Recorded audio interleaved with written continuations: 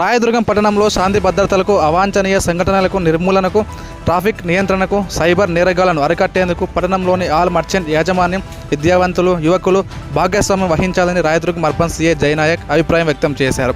ముఖ్యంగా ప్రజలు, అధికారులు, ప్రభుత్వానికి మధ్య వారధిగా ఉన్న పాత్రికేయులు సైతం పట్టణ శాంతి భద్రతల కోసం కీలక పాత్ర వహించాలని కొనియాడారు.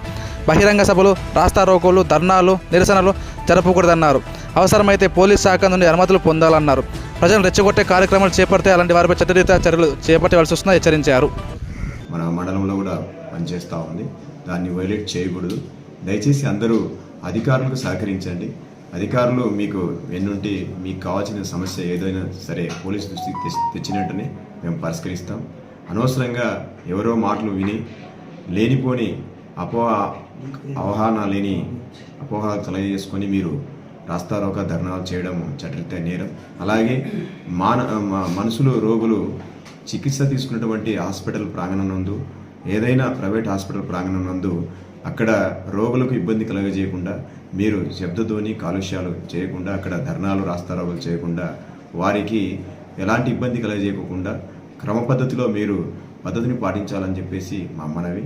ఇక ట్రాఫిక్ అంతరాయంగా ఉన్నటువంటి పెట్టి షాప్స్, తోపుడు బండ్లు వగైరా షాప్ యాజమాన్యం వారు కూడా కొద్దిపాటి మీకున్నటువంటి ప్లేస్లో సర్దుకొని పెట్టుకోవాలి. అలాగే అక్కడ నిలుపుదల ఉన్నటువంటి వాహనాలు కావచ్చు, ఏదైనా కానీ క్రమ పద్ధతిలో పెట్టుకోవాలి. మీరు పబ్లిక్ సేఫ్టీలో భాగంగా షాప్ యాజమాన్యం వారు కూడా సీసీ కెమెరాలు అమర్చుకోవాలి. మన రాయదుర్గ పట్టణంలో ఎక్కువ మంది బయట వ్యక్తులు వచ్చిపోతూ ఉంటారు.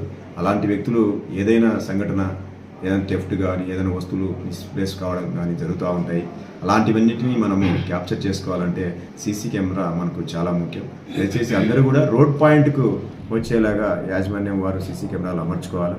అమర్చుకుంటే మీ ప్రాపర్టీకి రక్షణగా ఉంటుంది. కాబట్టి మీ మాన రక్షణలు కాపాడేదంతా పోలీసు వారు చేస్తూ ఉన్నారు. కాబట్టి అందరూ పోలీసు వారికి సహకరించండి. మీకు కావాల్సిన పద్ధతిలో చట్ట పరిధిలో మేము మా విధి విధానాలు చేస్తామని చెప్పేసి తెలియజేస్తున్నాను.